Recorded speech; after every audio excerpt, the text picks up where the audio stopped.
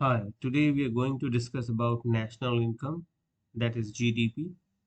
The full form of GDP is gross domestic product. We'll be covering the meaning of GDP, types, formula, methods, and one small case study in 2020, April to June, why GDP has gone in minus, that is 23.4% negative. So let's first of all, we'll talk about the meaning of GDP. GDP, it is gross domestic product. Now, the total, production, the final good, which is being produced within the domestic boundary of a country. Say, example, India. So, in India, from Kashmir to Kanyakumari, and here Arunachal Pradesh to Gujarat. So, if you're going to cover the whole states, okay, whole states of India, whatever the goods or services which is being produced within this particular boundary, that will be your GDP. Okay, that is also we say GDP as gross domestic income. So sometimes GDP or GDI, gross domestic income. This P is a product, or sometimes we say income. So the definition we got, the meaning of GDP is the final goods or services which is being produced within the domestic boundary of a country in a particular year. Okay, you please add here in a particular year. Okay, now second no topic is what is the difference between the real GDP and the nominal GDP. So real GDP is with inflation, and nominal GDP is without inflation. So here, no, under nominal GDP, inflation rate won't be adjusted. It means inflation rate is not going to be added here under the nominal GDP. Say example, nominal GDP is say 10%. Okay, nominal GDP is 10%. But here they have not added the inflation rate. Clear? So now you'll be talking about what is inflation rate. Now inflation rate is when the price of goods and services that will increase continuously, that we say inflation. Okay, say example, the GDP is 10%, and you are not going to add the prices which has increased,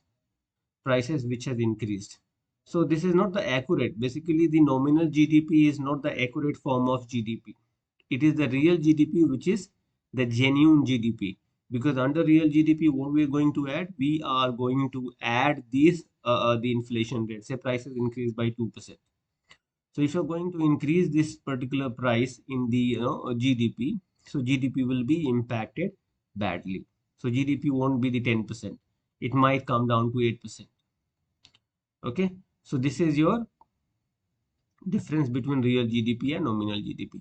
Okay, so the most important difference is nominal GDP is without inflation. So whatever the prices it has increased, you have not added here. But real GDP, here when the price of the goods and services that will increase, basically the inflation rate, you are going to adjust the inflation rate. So after adjusting the inflation rate, whatever the GDP you have, that will be the real GDP. Now you will be asking, what about the formula of GDP? To calculate GDP, it's a very simple formula. It's a C plus I plus G plus X minus M. Now C is what? C is the consumption. Okay. I is investment. And G is government expenditure. X that denote export, and M is import. Here we have to understand one very important thing. This consumption. Consumption, it does not mean that you have consumed or I have consumed. It's like this is India, right? So whatever the total consumption within the domestic boundary of a country, that will be the consumption. Every day, a lot of people they consume, they buy a lot of goods and services. Okay, so that we will add here. Okay, the total consumption within the domestic boundary of a country. They buy a lot of goods and services. So total, no, whatever the consumptions are there. Second point is the investment. I. So here in this particular region, in this particular boundary, that is India, there are a lot of companies who provide goods and services. Basically, they manufacture goods and they provide services. So those investment, those companies, they do investment. So the private investment here, be careful. Investment means here private investment. So private companies, when they invest, that will be considered as investment. The total investment within the domestic boundary of a country by the private investors. Now the next is the G. G is the third one, is the government expenditure. So here, whatever the private companies they have invested, that amount won't come here. Okay, it is the government who is going to invest whatever the value that will be added under the government expenditure. Clear here? Now we have last is the export and import. So whatever the item you have exported, okay, and whatever the item or the goods you have imported, so if you will deduct, you will get this export minus import. So this is the formula of GDP to calculate GDP. Now there are different methods to calculate. One is the income method, another is the expenditure method, and next is the value added method. So under income method, we know four factors of production like land, labor, capital. Now and another is the enterprise. So what is the reward for land? It's a rent. What is the reward for labor? Wages. What is the reward for capital? Interest. What is the reward for enterprise? Profit.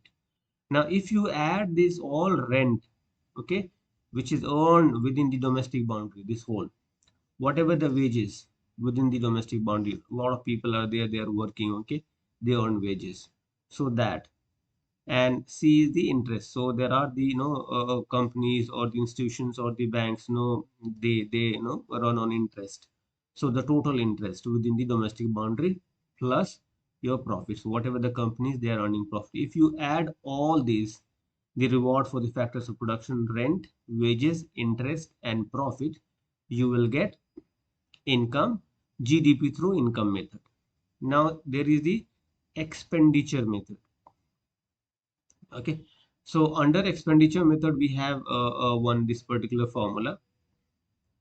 Okay, this particular formula of GDP, C plus I plus G plus X minus M. This is the expenditure method formula. So same you can write it here under the expenditure method. Last is the value added method. Now under value added method, there are three sectors in the economy, that is the primary, secondary, and tertiary, right? So under primary sector, we know very well, okay, agriculture, mining, so animal husbandry, okay, these things will come. So whatever the income generated through those particular uh, primary product, so that we will add here. Now next is the secondary. So all the manufactured companies or the units, so there the the final product which is being manufactured, okay. So basically the manufacturing company like shoes, laptop, okay, cars, bikes. So a lot of things are there. The things which you can see. So here the total value of the manufacturing sectors we will add. Now last is the tertiary. Tertiary, education sector, engineering services, that's software services, banking services, hotel, hospitals, okay, insurance, all the things. So if we are going to add all the stuff under the tertiary sector. So this is called value added method. If you're going to add all this particular sector, primary, secondary, tertiary, you will get GDP through this particular value added method also. Now next is the one case study. We're going to talk about why Indian GDP gone in negative, that is minus 23.4% during April to June 2020. Now COVID, it has started long back in China, but in India, okay, the completely lockdown was, I think, in the month of March, March 2020. So we cannot blame the whole COVID situation as this particular negative GDP, the income of a country that's gone in minus, that's 23 minus 23.4%. Only COVID is not the responsible for this minus 23.4% income of a no, Indian economy. That is the GDP.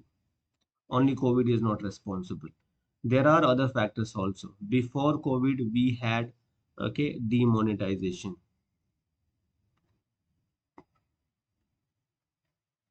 Okay, we had no, GST. Now, these two factors also responsible for this particular minus 23.4% negative GDP. Plus, third one is the COVID. So all these three factors. When once the demonetization, no, that has happened, no, I think 2016 most probably, and the result was a lot of industry they suffered. And after back to back the second, that is GST, they implemented, and whatever the the companies, the new companies, or the small scale industries, or even the big companies also, they suffered a lot during demonetization. And back to back no GST has implemented. So that was a very wrong timing to implement the GST. Actually, they could have taken some, maybe not to at least 2 years or 4 years, like that. Initially, remember, in any economy, if you're going to implement a macroeconomic policy, you should take some time. You should always not in hurry to implement in the whole area like this India. Okay, so you should not you could have not gone through this particular demonetization. If you have gone through also, that's fine. You could have taken some time, maybe say 3 years, 5 years, 6 years, 10 years. Okay, and in after 10 years also, GST, you should not start the overall India. Maybe you could have gone through this state by state, maybe just for to cross check, to check, let's apply the GST at this particular state, and we will check it out what is the result from this particular state. And then after that, slowly you implement everywhere, here, all India.